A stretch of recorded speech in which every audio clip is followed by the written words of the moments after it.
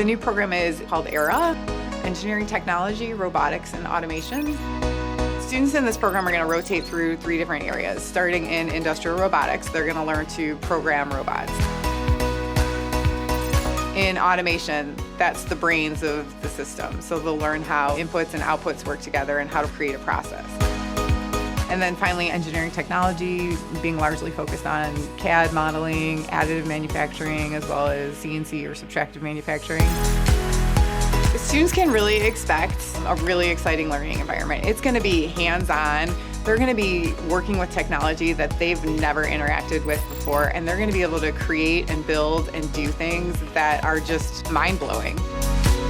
You truly are bringing your imagination to life. If you can visualize it and dream it up, we can create it. When we were building these programs, we were really intentional about setting kids up for success.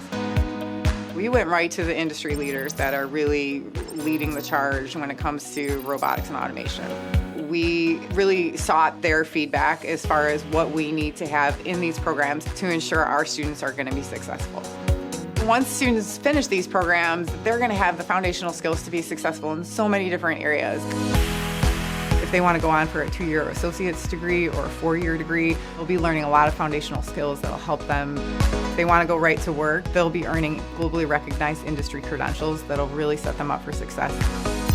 Students that love that hands-on technical part of it, they can be the technician or a robot operator. Students that love leadership, they might be more successful in a product management role. Students that love design and development, they could really take their skills and what they learn into a prototyping or a design type job.